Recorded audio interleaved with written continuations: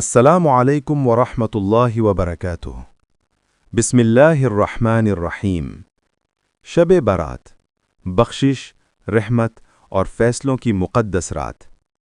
اسلامی سال کی 15ویں شب شعبان کو شب برات کہا جاتا ہے۔ یہ وہ بابرکت رات ہے جسے اللہ تعالی نے رحمت، مغفرت اور فیصلوں کی رات بنایا ہے۔ اس رات کو نجات کی رات بھی کہا جاتا ہے، کیونکہ بے شمار گناہگاروں کی بخشش کر دی جاتی ہے اور آنے والے سال کے معاملات طے کیے جاتے ہیں۔ روایات کے مطابق اس مبارک رات میں اللہ تعالیٰ اپنی شان کے مطابق آسمان دنیا پر جلوہ فرماتا ہے اور اعلان ہوتا ہے کوئی بخشش مانگنے والا کہ میں اسے بخش دوں؟ ہے کوئی رزق مانگنے والا کہ میں اسے عطا کر دوں؟ ہے کوئی مصیبت زدہ کہ میں اس کی مشکل آسان کر دوں؟ یہ اعلان پوری رات جاری رہتا ہے، مگر افسوس کہ بہت سے لوگ اس عظیم موقع سے غافل رہ جاتے ہیں۔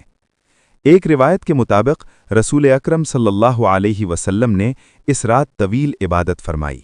جب صبح ہوئی تو صحابہ نے عرض کیا کہ یا رسول اللہ، آپ نے اس رات غیر معمولی عبادت فرمائی۔ آپ صلی اللہ علیہ وسلم نے فرمایا کہ یہ وہ رات ہے جس میں اللہ تعالیٰ اگلے سال تک ہونے والے امور لکھ دیتا ہے۔ کسی کو زندگی دی جاتی ہے، کسی کی موت کا فیصلہ ہوتا ہے اور کسی کے رزق میں وسعت یا تنگی لکھی جاتی ہے۔ یہ رات ہمیں خود احتسابی کا پیغام دیتی ہے۔ یہ وقت ہے کہ انسان اپنے گناہوں پر نادم ہو، اللہ کے حضور سچی توبہ کرے، دل میں موجود کینہ، حسد اور نفرت کو نکال دے اور ٹوٹے ہوئے رشتوں کو جوڑنے کی نیت کرے۔ ایک بزرگ کا واقعہ ہے کہ وہ شب برات کی رات مسجد کے ایک کونے میں بیٹھے روتے رہے۔ کسی نے پوچھا، آپ کیوں رو رہے ہیں؟ فرمایا، مجھے ڈر ہے کہ کہیں اس رات بخشے جانے والوں کی فہرست میں میرا نام نہ ہو۔ یہ سن کر سمجھ آتا ہے کہ اللہ کے نیک بندے بھی اس رات کو غفلت میں نہیں گزارتے تھے۔ شب برات ہمیں یہ بھی سکھاتی ہے کہ ہم اپنے مرحومین کو نہ بھولیں۔